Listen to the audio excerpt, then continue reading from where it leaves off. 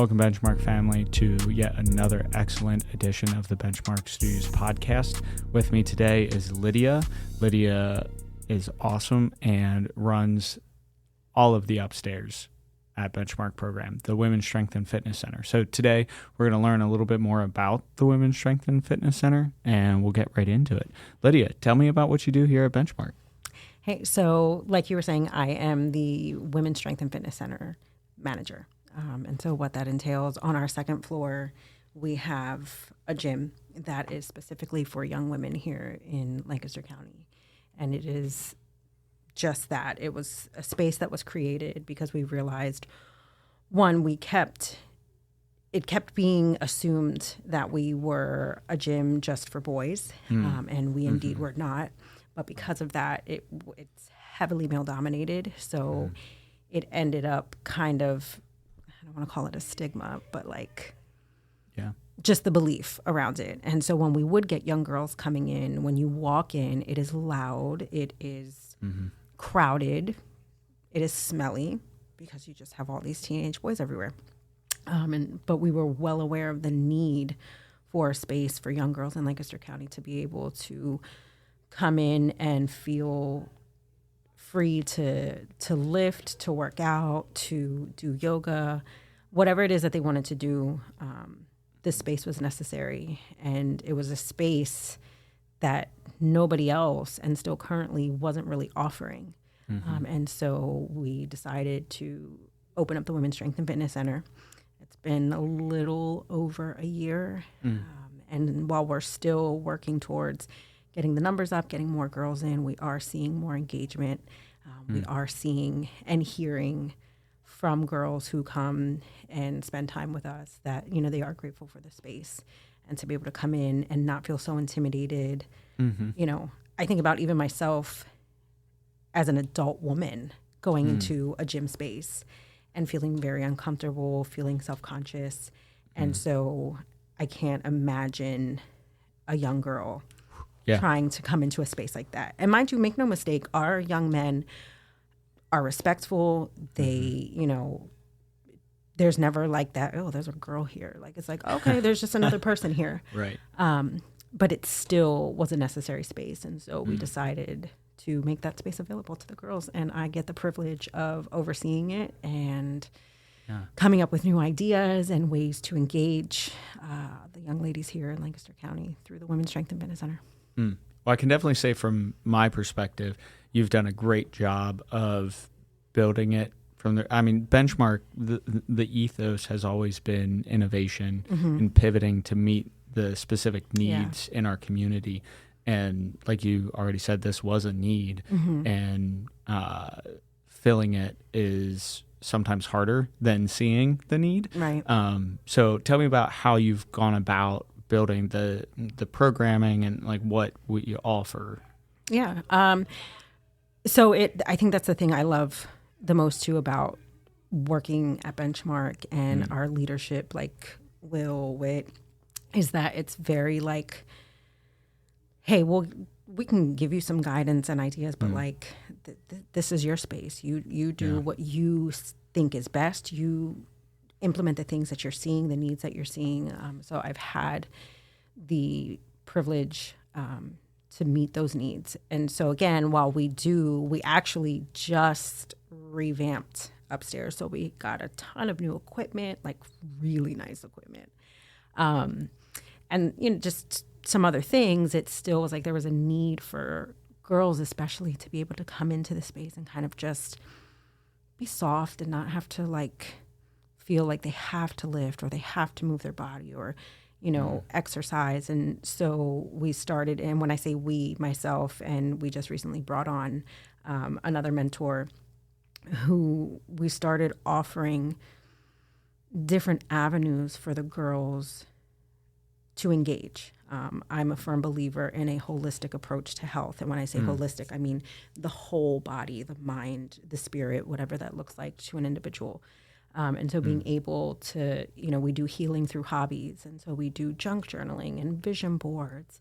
We've had a sewing class, and the girls I would have never thought. Now, mind you, my girlfriend who came in and did the sewing class with them, she's so cool. She's so cool. So her energy like just drew everybody in. But I would have never thought that the girls would have loved it so much. She's actually coming again this week and doing some more classes because the girls loved it. And I think really what it is that being able to just engage in something new, have very real conversation with each other, not have to worry about school, work, whatever was going on in life. You know, and it's in those moments where we have some of our deepest conversations with our girls. Yeah. And there's a freedom.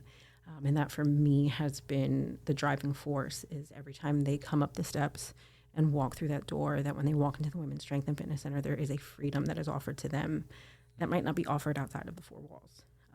So, yeah. That's cool. So, just so I know, is it like a big sewing machine that more like no. So this time pushing around, she's material actually through? bringing a sewing machine. But Okay. last time we got them like their first little sewing kit, and so it came with like needle and thread and all of the things. And she brought. So she is a local designer here in Lancaster. So she makes handbags, she makes clothes. She's incredible. She brought kind of pre-made little coin pouches. So she sewed on the zipper and put the cloth on, but then the girls had to do the rest. And so she walked them through, you know, how to do it. And I think too, like when it was over, for so many of them, they had never, I never sewn anything like that. Yeah. And it was the sense of accomplishment. Like they were so proud of themselves for sewing this little coin pouch together. And like when you sewed it, you had to then like flip it the other way around so that the zipper was out and then, you know, finish closing it up. And there was such a sense of accomplishment. And they're like, Miss, look, I made a coin pouch. I can sew anything. And I'm like, you can sew anything. You can sew anything you want. And so, yeah, it's in those moments. That's the reason there, you know, and if they choose to come upstairs, and sometimes they do. Sometimes they'll come upstairs and work out and, you know, lift heavy, lift light, and other times they don't. Sometimes we're sitting upstairs in our lounge area all evening talking and carrying conversation and venting and letting them vent and just kind of like unload and being like, okay, you know, how do you want, one of the questions that we often will ask the girls is, do you want our opinion or do you just want us to listen? Because I know how much I could not stand when I just needed to like unload and then someone wanted to give their opinion. And it's like, I didn't ask for that. And so, yeah, just, do you want our opinion or do you just want us to listen? And giving that autonomy in every way, making those choices. But yeah, so the same we did for Earth Day, we did terrariums and they could not have loved it more. And just like playing in the dirt and being messy and, you know, choosing, you know, which succulents and all of the things they wanted to put together. And again, like when it was over, that sense of accomplishment that they made this beautiful thing. And there are moments where you realize like some of the girls are like, I'm actually capable of making beautiful things. So yeah. That's so cool. And that is, I feel like an immediate, tangible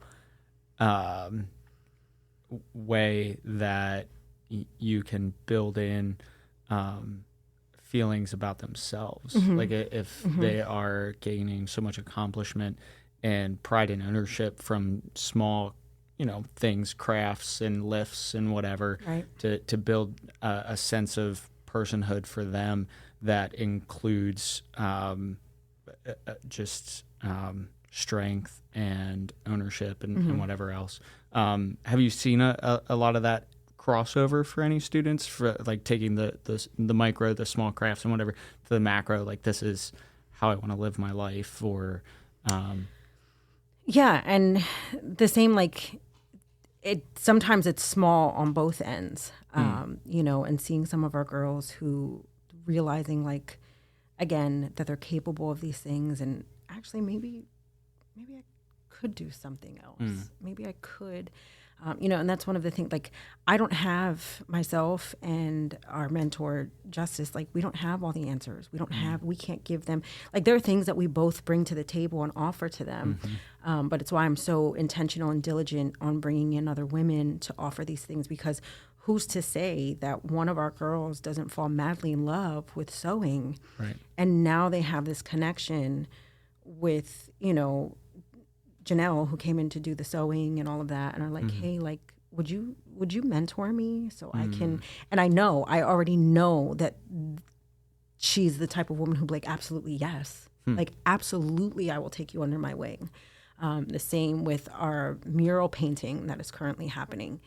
It's the same. Like, we have some girls who just absolutely love art and love to paint, and having this opportunity to work alongside a local artist, and not just a local, but a local artist who looks like them, dark skin, curly hair, all of the things, graduated from the same school, and is now out here doing, like, making waves and being able to say on our building, waves, and being able Literally. being able to say, hey, would you mentor me? Like, could I, like, come and help you sometime? And again, knowing that Keisha would say, yes, absolutely yes. So yeah, like, again, to your question, we are seeing those things. And even in the ways they treat each other, like, there have been times where we've had girls in the space who we know, and they've made very clear, I don't get along with her in school. I don't like her. And we tell them, listen, you don't have to be friends. You don't have to chop it up when you're here, none of the things. But you do have to respect each other when you are in these four walls. Because you are living in a space and in a system that already wants and is set up to tear you all down, to watch you self-destruct. Don't give into it. Don't give into it by bringing harm to each other. And it doesn't always have to be physical harm. It could be gossip. It could be spreading rumors, all of the things. Don't do it. Don't do it. And in this space, we won't allow it. And so then seeing girls who now are in the Women's Strength and Fitness Center space, engaging with each other, even if it's just small talk, even if it's just like little conversations like that, that's all I can give. I can't give her more than that. That's enough. That's enough. So yeah, in those areas too, seeing that change happen is huge. Is there a specific story or moment from the Women's Strength and Fitness Center that really stands out to you and like impacted you? Oh my gosh. There's lots. I think what comes to mind, like off the top of my head right now, currently, we have a young lady who has had and is still having a lot of ups and downs, a lot of self-doubt, not seeing the value in herself, not loving herself at all. And she came to me. She's the only girl here who does boxing and like does it to compete. Like, not like, oh, I'm going to put the gloves on and just do it to do it.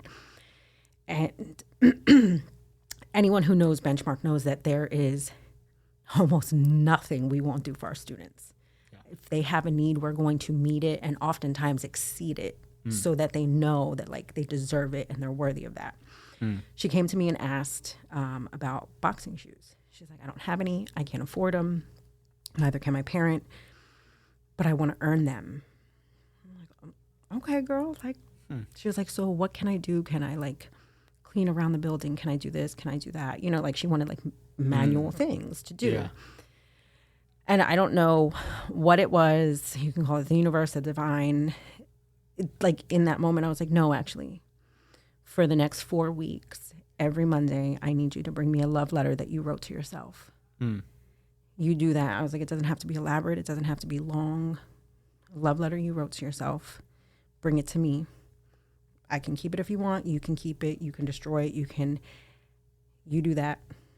We'll get you the shoes. I was like, and I'll make sure you have the dopest boxing shoes. And it threw her off. It really threw her off. Sure. She was, ready for manual labor. Like she was ready to scrub, clean, whatever, take out trash, all of the things. And while I love that, it's like, no, actually, like, let's pour into you. Like, let's actually show you that you deserve these for a whole other reason. And so she did it. She gave me her first letter, and she was very anxious about it. And like, so much so that she was like, the writing is really sloppy and I'm so sorry. And I'm like, that's okay. I got the gist of it. And I gave it back, and she was like, no, can you keep it? She's like, I want you to keep them. And I was like, okay. And so I have them. They're at my house, somewhere safe, so this way, like, she doesn't have to worry about anybody else finding them. And so seeing that shift, like, even when she brought it, like, there was this shift of like, I actually wrote that to myself. Like, there are really good things about me, and I'm actually a pretty cool kid. And yeah, so seeing that shift in her, and remembering being that girl, like feeling wildly unworthy, and always second guessing myself, and now being able to be the one to pour into other girls. I have my own children, but like, they're they're my babies. Like, and I say it, like, people be like, oh, how many kids do you have? And I'm like, well, do you want me to be technical, or do you want me to, like, because I've got a good 75, yeah.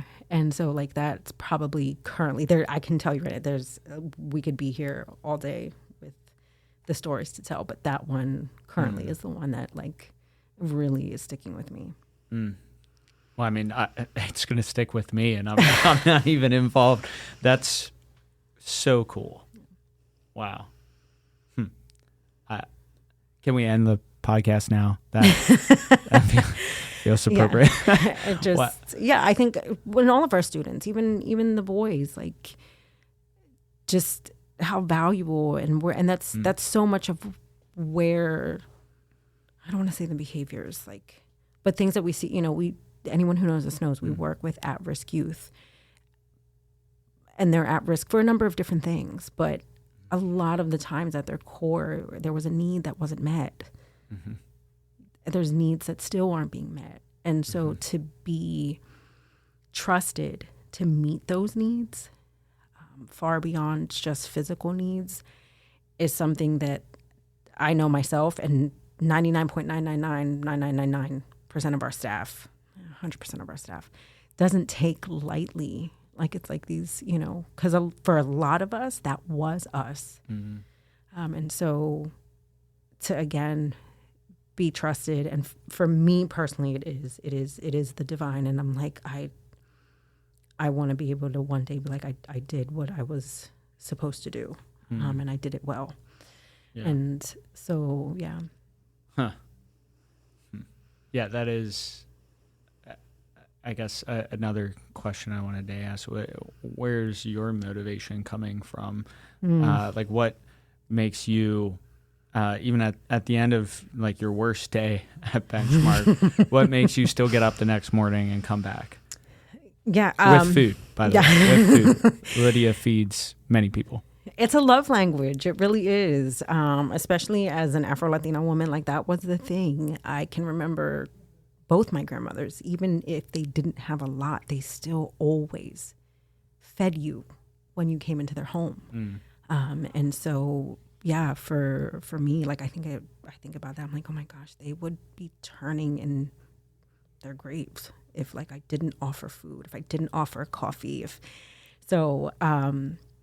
But to your question, I look around at our students, and I was and would have been a Benchmark kid.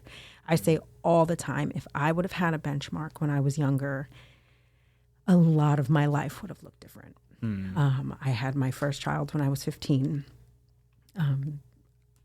a product of ugliness. Like, this is not her. My children are breathtaking. But like, just how it happened, the things that took place. And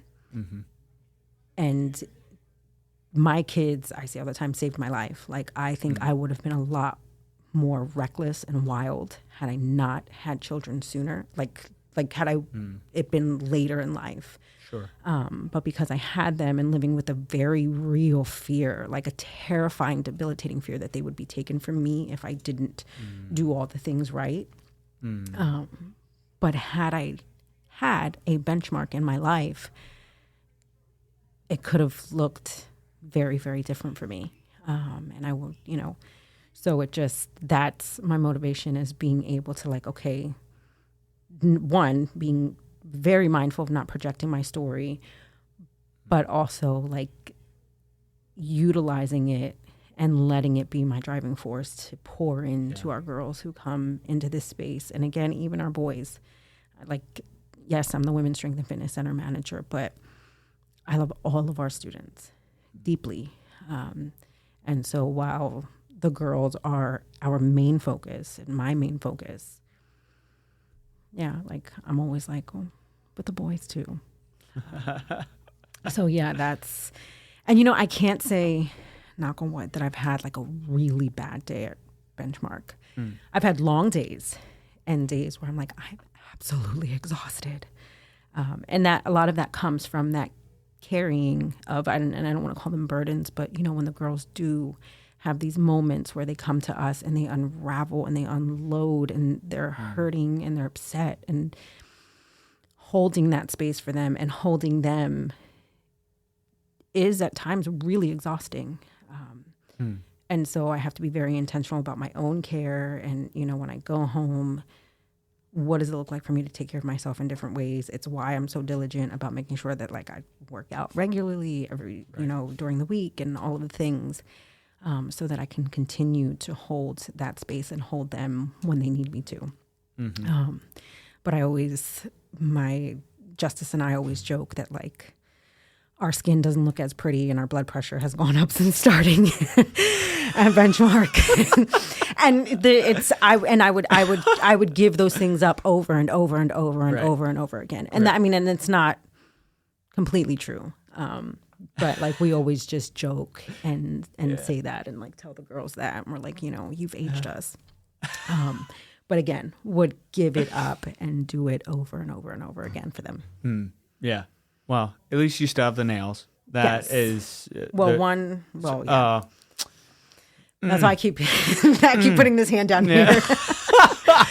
So yeah, gotta get some glue back out. My nail tech would kill me if I glued it. She is and she'll know I've tried, and she knows. So she knows. Oh man, that's another level of attention to detail there. Yeah, she knows. How did you know that? I cleaned it up. She's I can tell. I'm dang. So yeah. So what is your interaction with downstairs, the primarily male, the open gym? Yeah. So for those of you who don't know, open gym is kind of the mainstay of Benchmark. It's voluntary, it's free. Any student can walk down. Most are referred, but a lot of kids just show up. They can work out, eat whatever they need. They, kind of fit the space. And so I imagine a lot of young men and young women walk in, and that program is their initial point of contact with Benchmark. Right. Are you for lack of a better term, sourcing young women from open gym, or are you at a point where young women are coming through the front door and coming directly up to you? Yeah. I feel like there's, we're at a point where there's a balance. So we are getting more referrals. I just had a conversation this morning with a referral, and she'll be coming in Wednesday. But I try to be really intentional about throughout the evening during open gym, coming downstairs and kind of just scanning the layout to see if there's any new girls who may not know that we have the upstairs available to them. Our security guard does a really good job of when he sees new female faces, hey, just a heads up, while they're signing in, telling them, hey, just so you know, if you don't want to be in here, upstairs is for the girls, and it's girls only. You don't have to worry about boys being down there. Interestingly enough, open gym is co-ed, so it can be girls and boys, which the boys will often give. Some of them will give us a hard time because now that we have all this new equipment, they're well, we want to be up here. And I'm so sweet. No. And there's a lot of reasons. We don't know which young lady might have really very real trauma around men, and so we have to honor that. But yeah, so Zoe and I work really well together to kind of like keep each other in the loop about what's going on in her program and mine. We have SLPs, so our student leaders, who also right now we're female dominated. So being really intentional to, one, allow them to take the lead and encourage them to like, hey, when you're downstairs or when you're roaming the building, if you see a new female face, engage her, let her know about upstairs, bring her upstairs. And a lot of ways they'll do that is kind of, so we have upstairs in the Women's Strength and Fitness Center, we have a closet that has all the female things, hair care products, skincare products, body wash. And if we don't have it, we'll get it. Even down to like the silk bonnets, because a lot of our girls are girls of color, and so they have to care for their hair very differently. And so like we got silk bonnets and like edge brushes, and they were just wildly excited and so grateful. So sometimes, they'll kind of entice them that way. I'm like, oh, let me show you the closet just in case you need anything. And then it's like, ha, you're up here now. Yeah. Obviously, they can leave whenever they want. But so, yeah, we overlap a lot and try to really, again, stay engaged and keep each other in the loop so that both programs, Open Gym is just thriving and will always thrive. Yes. But yeah, just that support so that, again, young ladies who come into Benchmark know like, hey, you don't have to be down here if you don't want to, especially on the days when Open Gym is packed to the gills. It's even for me, like a grown adult woman, I'm like, I'm not intimidated, but this is a lot. This is a lot. So yeah. Yeah. I've always felt that there's a very specific odor that teenage boys emit. Our current SLPs, they've been with Benchmark for quite some time, or have gone to school with a lot of the boys who are in Open Gym. So they're not at all bothered or intimidated by the boys, or even when the space is crowded. But they will be the first, like they will not hesitate to be like, here's some deodorant because that is outrageous. That's and awesome. I'm like, okay, I hear you. Let's try to be kinder next time. So yeah, it is very, very specific. Yeah. It is very specific. And I think even with staff members, it takes a very special type of staff member to be completely unbothered. Like when I first started, I was like, oh, I don't know if I can do this. But probably with like a week, I was like, all right, I'll be fine. Yeah, I'll be fine. It grows on you. It does. Maybe in a more literal sense than we would want, but yeah. I can agree. Speaking from personal experience, initially it's a little overpowering, but you get used to it. And once you know the students for who they are as human beings, it's so easy to look past the superficial. Gosh, and that oftentimes too is where like there's a need. Like they might I can't tell you how many students, male or female, we've had conversation with, and I'm like, oh, you didn't have that conversation growing up. Like your parents didn't have that conversation with you about like caring for your body and the importance of like, washing every day, or like just all these different things, and why, and even for like our girls. And so having these conversations and pouring into them, and they're like, dang, like someone cared enough to tell me that, and to have this conversation with me and say, hey, listen, like, it's not just a shower. It's not just deodorant. Like it's self-care. Like you deserve, because there's some of that. Some of it is like, they don't care because they don't care for themselves, and someone else didn't either. And so now having someone who it's like, I'm having this conversation with you because I care, especially like eventually when you start looking for work, like most jobs aren't going to tolerate that. So how do we address this now in this space where it's safe and build you up, provide you with the things that you need to care for yourself and feel confident and feel, valued.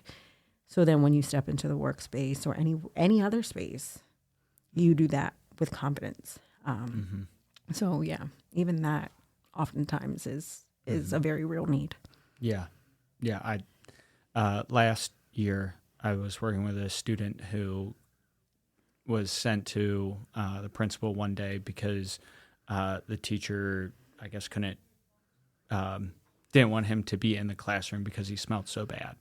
And the conversation that came out was that his dog had urinated on his clothing and he didn't know how to do laundry. And so the clothing had dried. It was the night before that the dog had urinated. And so the clothing that was dry, he just put it on and went to school. And so many layers there to unpack. But a teacher walked him down, and they have a washer dryer at the school somewhere. Teacher walked him down, showed him how to use it, and I created a document just laying out like how to do laundry and different like workaround, like using vinegar or whatever to get tough stuff out and that kind of stuff. So yeah, to your point, you never know what's happening in the background. And some of it is so sad, and I'm guilty of making offhand remarks or whatever before finding out, and it's a terrible feeling. Yeah, and that's when it and even to that, like the washing of the clothes, like that was one of the things when I did my tour here the first time with Will that blew me away when he showed me the washer and dryer and the shower. I was like, what? Yeah. No. And everything is provided. It's not like we have a washer and dryer, but they have to bring their own detergent. We have a shower, but they have to bring their own soap and towels and this and that. Like we have all of it. Yeah. All of it. And even, when towels get dirty, staff, we just throw them in the wash and wash everything and have it ready and prepared for the next time around. Because it's that, even students that we've had that have had issues with attendance and not showing up for school or whatever else, that's what it is. They weren't showing up for school because they didn't have clean clothes. Their water got cut off, so they couldn't, and now they're getting, slammed with truancy. And it's like, it was just a need that needed to be met. It was this need, and nobody stopped to ask. And you don't want to just openly share it because you feel shame around it. And so Will literally was like, we're meeting this need. We are meeting this need. And we have had students who come and bring their stuff. And, if they don't want to do it during open gym because they're like, I don't want anyone seeing me. Cool. One of our staff members will meet you here on the weekend and you can do your wash. Just you and I, we can hang out. Let's grab some lunch while your wash is doing its thing. Yeah. And then get you back home. So yeah, I'm always in awe of the ways in which, especially as staff, we have the liberty to meet needs. We had just recently one of our young ladies, her prom was this past weekend. Her dress didn't show up. Oh. The person who was supposed to do her nails and toes bailed on her. Oh. It was one thing. The only thing that was constant was the person who was going to do her hair. Outside of that, everything else fell through. She was beside herself.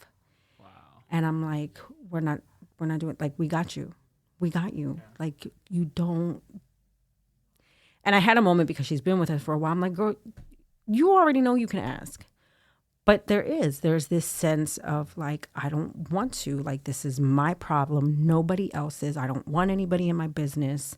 And so being able to step in and provide that for her. And, we got her to the nail salon. She got her nails and toes done. They were beautiful. Took her Saturday.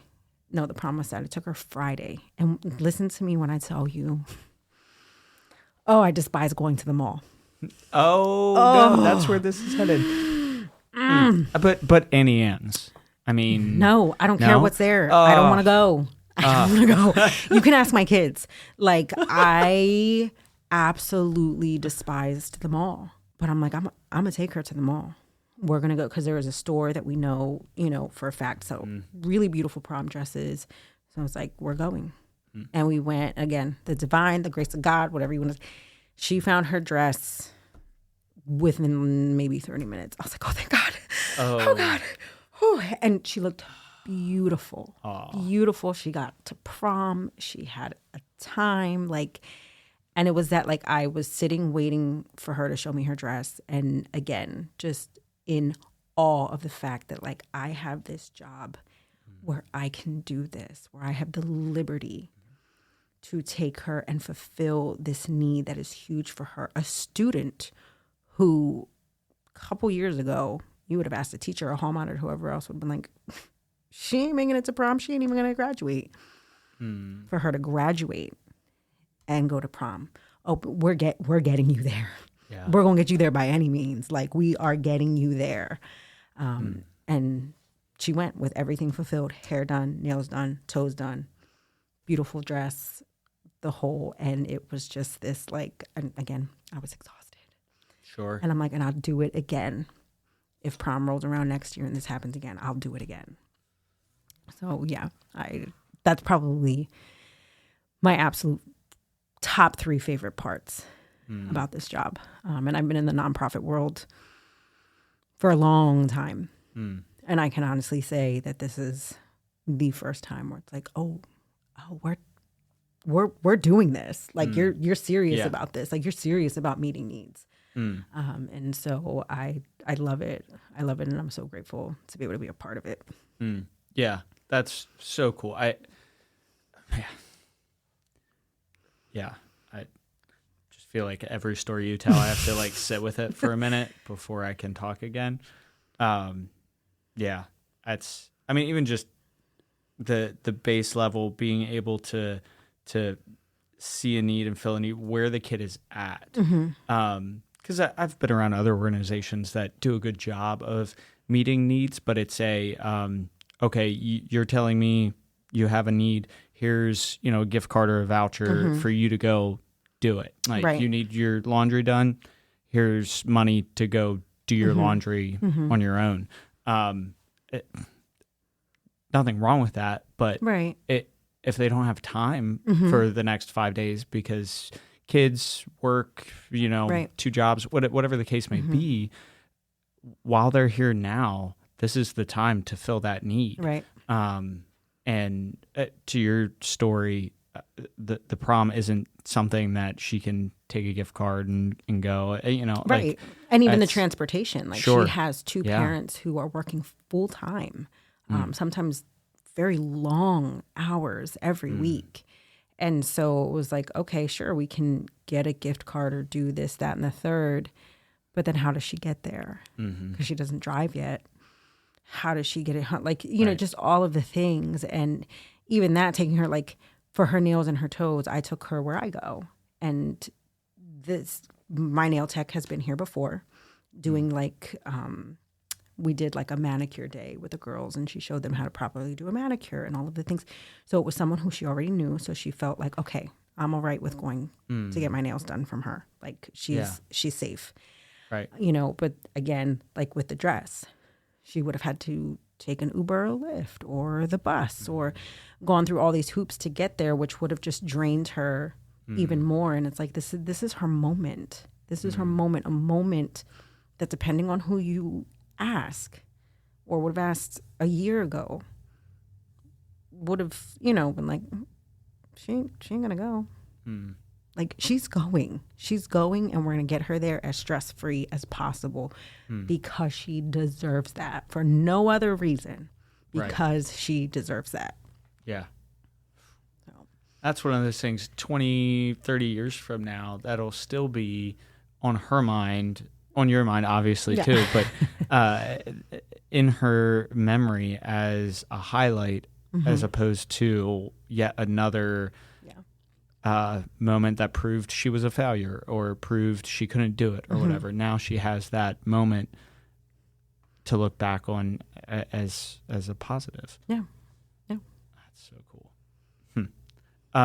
We've been referring to students and girls and stuff this whole podcast. Yeah. Is there a age range specifically that you serve in the Women's Strength and Fitness Center? Yeah, so the age is the same as open gym, ages 13 to 24. We are slowly teetering into middle school age. We're seeing the need. We're seeing girls come to us who are like 12, even 11. And we're playing that by ear and taking it very, very lightly. Well, not lightly, but like... treading lightly. Yes, treading lightly. There we go. Because one, we want to respect and honor the space that we said it is 13 to 24, especially 13, you're coming into your teens. Things are changing. Life is happening. And so, like, I know for me, like as a high school student, depending on, you know, who was around or whatever, I'm not going to have this in-depth conversation around a bunch of little girls. Like, I want to be with my peers. I want to be able to know that, like, I'm having this mature conversation with other girls in the same. So, yeah, it's for that reason we are treading very lightly around that age group. But the need is there. And it's to that, like, that's that age where it's like, oh, I'm not a little girl anymore, but I'm not grown yet either. And so it's this in between, it's this like teenage purgatory.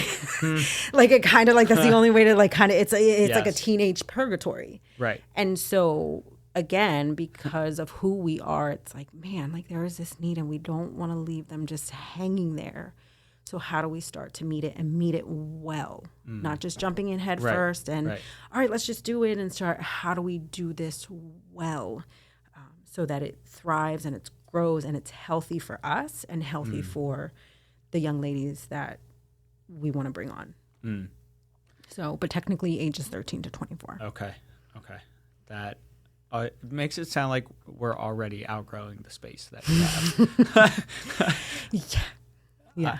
Because I would imagine the only way to serve those ages adequately would be to have distinct programming or separate spaces. And you can't have a separate space up there. Like it's one room. Yeah, it's one large room. Like the lounge area, you know, you step into it and it feels a little different. You know, there's fairy lights and cute little affirmations all over the wall and whatever, but it's right smack there. So it is like, again, like if our older girls want to be able to have in-depth conversation that could be, you know, a little intense for someone who's younger. Right. We want and need to honor that. Like, I don't want to ever lose that. I don't ever want our girls to be like, never mind. We're not coming up here to have this conversation. We're just not going to say anything. And so, yeah, having to really navigate possibly moving into this space. Well, even on just a very superficial, like the physical level, weightlifting for a 12-year-old is very, very, very different than a 24-year-old. It's like what kind of programming you develop is going to be totally distinct. Yeah, absolutely. And we actually, it's funny, we have two young ladies who are in middle school. They're the little sisters to one of our like OG benchmark students who is, you know, now a grown adult doing his thing, but he still comes to visit and hang out. And the same, like they went to go deadlift and I was like, oh, like, you know, want to help them and support them. And they're like, oh, we know. And I'm like, don't give me sass. And then like she did it. She did this lift and her form was fantastic. It was like on the heavy side, like we're watching like, oh, I'm like, okay, go ahead. You're giving me sass, go ahead. And just nailed it. And I was like, what? And then she was like, I like me and my sister wrestle. Like they are on a wrestling team. I'm like, oh, okay. Yeah. All right. I'm like, listen, you let me know if you need me. But that's not the norm, you know? So yeah, having to like, okay, but that's not how all of our girls operate. Sure. So yeah, there are some who won't touch a weight. They're like, absolutely not. You know, and that too, breaking that stigma around women in weightlifting. So many of our girls are like, I'm not trying to get bulky and look like a man. And I'm like, do you know what it would take for you to look like a man?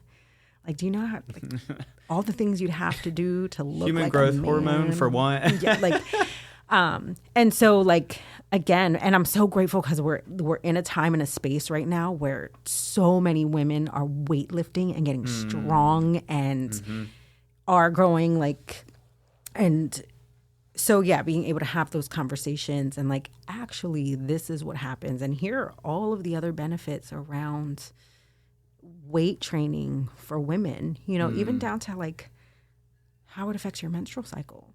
Like, you know, it actually is really helpful and can help like relieve a lot of like your menstrual pain. And if you're having irregular cycles, like it can help get you back on track because you're taking good care of your body and your body feels safe. A lot of times when it's irregular, it's because there's, you know, you're really stressed out, a nervous system issue and all of the things. And so working out and weight training can help get you back on track and bring your nervous system down and make your body feel safe. And so again, cultivating and having those conversations with the girls around weightlifting, because the stigma was and still little really thick in that whole, like, I'm gonna get bulky and huge. I'm like, okay. So yeah. And again, that's where like meeting them where they're at. Yeah. Like even that, like having to learn to like, all right, I don't need to get to it with them and go back and forth about how that's not true.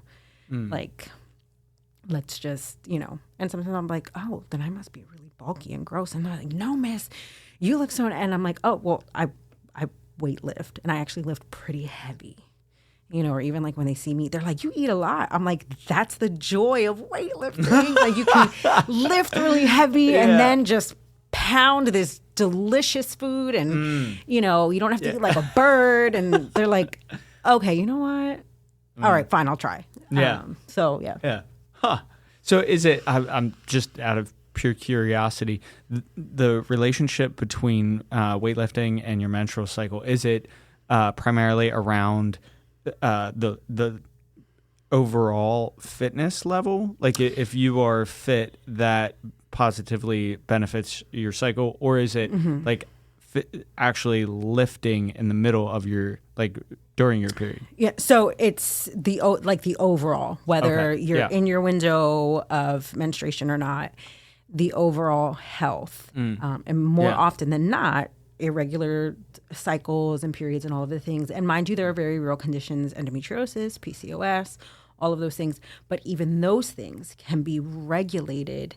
And speaking as someone who lives with and has suffered immensely from endometriosis, I have seen a massive shift in my condition and the way it has changed when I started weightlifting, and not like little cute little, like really weightlifting and eating well and taking better care of myself. And a lot of that too, like I said, with the irregular is the nervous system, because the body is like, okay, something is wrong. We're not safe. Yeah. So we need to shut this down. Like we can't ovulate. We can't have a period. We can't make a baby. And mind you, no babies. But that's regardless. That's the body's process. That is the female body process. And so when the nervous system is dysregulated and out of whack, that is the first thing our bodies will protect. And so it can cause periods to stop or to get worse. And so being healthy, being fit, lifting weights, walking, you know, any of those things can help bring your body back into regularity and make your nervous system feel safe. And so, yeah, we've had girls who are like, okay, you know what? I'll try it. If it does that, I'll definitely try it. And so it's like, okay. Yeah. Like however you step into it, I'm cool with that. Yeah. Whatever it is that gets you going, whether it's because you want to eat a lot, your, you know, menstruation cycle, whatever it is. Yeah. You know, we have some girls who are like, I just want a fat butt. Cool. if that's your goal, I'm not knocking it. Yeah. I'm not because it's without fail that then you want everything else to match. Well, sure. And so then like, okay, what do I have to do for the rest of the stuff? And Right. it's one of those things where it was like hook, line, sinker. Yeah. The fat butt was the hook, line, sinker, and here we are. That's awesome. Yeah. Huh. I've thought about weightlifting as through a trauma informed lens before, and just how the act of picking something heavy up and putting it down and everything that your body has to do to make that happen forces you to be in touch with what is happening. Yeah. And it especially weightlifting when you're taking breaks in between sets, and it allows you to be more mindful of what's happening in your body. And there's some research around how that interplays and positively impacts the effects of trauma in your life. But that's such a overarching high level, like a specific example of this will potentially help your menstrual cycle. That is so powerful and such a great hook. I actually read a book called Lifting Heavy Things, and it was just that. It was all about trauma-informed weightlifting, and the woman who wrote it, her own journey through like being assaulted and having to, like, she started weightlifting because she was getting really depressed and all of the things, and needed an avenue to be free, but had to find a trainer who could meet her because she was going to gyms and places where it was that like, get your ass up, let's go. And the yelling and it would send her, it would just like, because it felt like it was happening again. Or even like the barbell or the weight being on top of you. And you do. Sometimes you have moments where you're like, I can't get this back up. Oh my gosh. And it triggers you.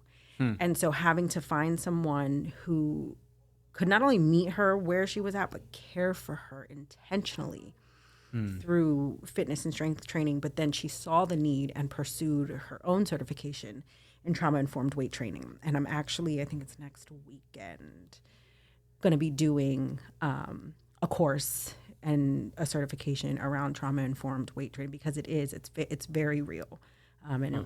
I learned a lot of that when I was getting my yoga teacher certification. But, it's different. The two are very different. Sure, yeah. So having those tools and being able to address those things. And like I can see it and I can tell like there are times where, somebody's lifting and it's not because it has nothing to do with the weight. Something is happening in their body, in their nervous system, in their emotions. And that's why they can't get the weight up. That's why it feels like too much. And it's like, just put it down. It's okay. Like, it's okay. And it is. It's just that. Like, sometimes it's just saying that, like, it's okay to let go. It's okay to let go of the heavy things. You don't have to hold on to that. And seeing this moment where they're like, I don't. And it's not, we both know we're not talking about the weight. We're not talking about the weight at all. So, yeah, I'm super excited to take the training. I bet. Super excited. Yeah. Can you take good notes and share them with me? Oh my gosh, yeah. I would love that. Yeah. And like I said, the book is called Lifting Heavy Things. Yeah. And it really, she even like after each chapter has these really awesome exercises for like check-ins and things like that, and to be aware of what's happening in the body. And we've used them upstairs for a number of different things. And yeah, it's, again, I don't want to say interesting, but really neat to see like when those shifts happen. And it's why myself and Justice were so intentional about a holistic approach. And we're very different. Like, I'm like super fitness based, and Justice is very like the healing through hobbies and all of like the junk journaling and the vision boards and all the things like that. Like, that is her drive. And so to be able to offer those things together and collaborate, it meets that. It meets that whole full circle, like those needs, mental, emotional, spiritual, like they're met. Yeah. So yeah. So speaking of needs, as Women's Strength and Fitness Center, what are a couple top priorities that you have going forward that our benchmark community could help with? I don't want to say that's a hard to answer, because I feel like benchmark as a whole, at least like organization wise, like the way we support each other is unmatched. But community wise, like outside of these four walls, I think it would just be getting the word out. You know, if you have friends who have teenage girls and they're trying to find an avenue, to kind of just get out of the house and, do something engaging. Or I tell parents all the time, like, they don't have to come every day. Like, if they want to come 1 day a week, 2 days a week, because I never, ever, ever want it to be forced. Again, I'm a huge advocate for autonomy, and so I want the choice to be theirs. And then, we just meet them there. If all you're doing is 1 day a week, that's fine. And we've had that where we've had girls who are like, I'm not coming here more than once a week. Okay. But now you're here 5 days a week. Every time I turn around, you're in this building, and like, we'll take it.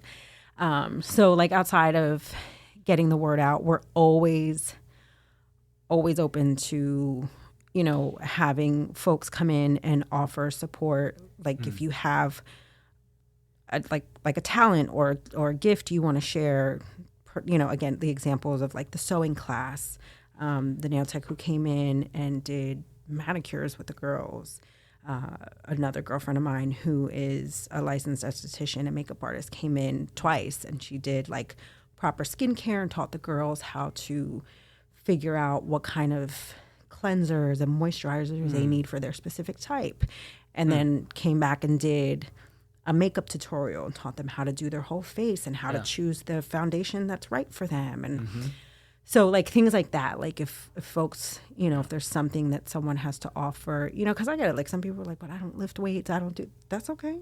Like what do you have? What do you got? Because if you got it and we can use it, we'll take it. Because again, we can't do it all. We can't offer, I could never offer a sewing class.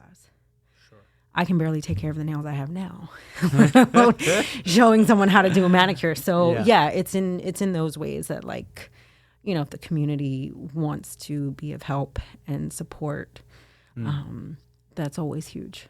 Okay. What would you tell a parent? How would you advise them to introduce their daughter or their child to your space? So a tour, like that's always the first. I tell them, bring them in during open gym hours. We'll do a tour. They can, see the building, see what we're doing, and then, kind of go from there. They can get to chat with me or with Justice or our SLPs for a little bit and kind of go from there. If they want to stay and hang out after the tour, they're welcome to. If they don't and they want to come back later, that's also an option.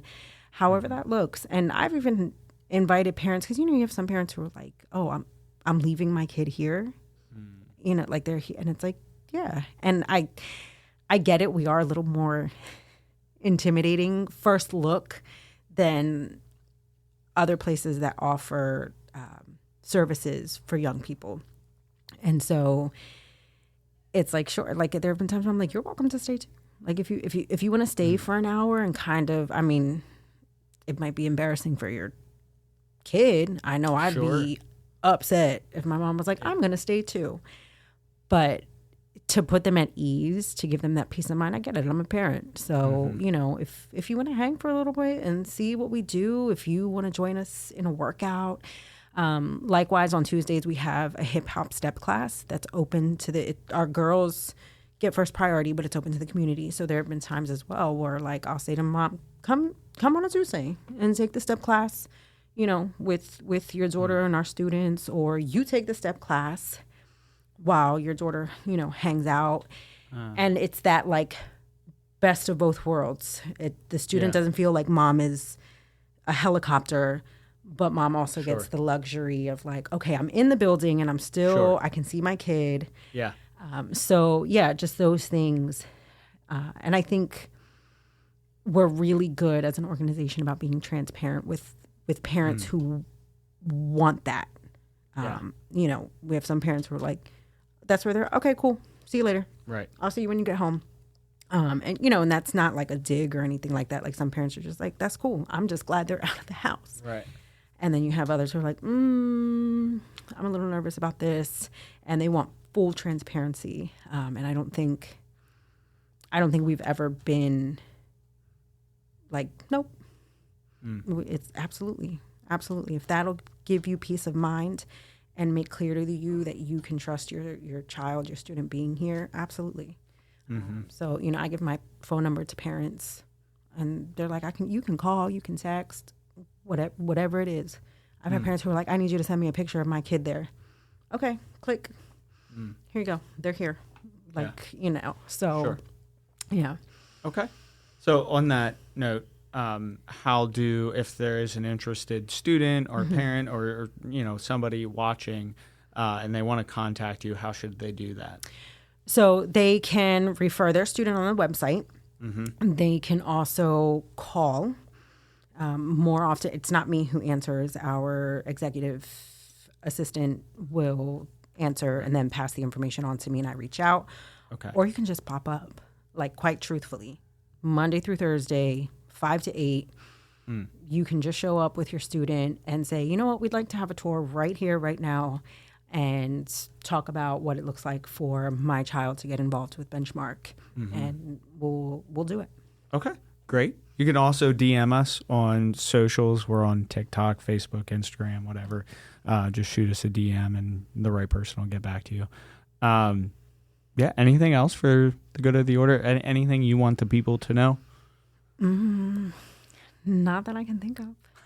Okay, good. Well, thank you so much for being here and sharing what you do in the Women's Strength and Fitness Center. It's exciting stuff. Yeah, definitely. I'm sure we'll have you back sooner or later to give us some updates of the cool new stuff you're doing. Yeah, for sure. Cool. Well, thank you. See ya.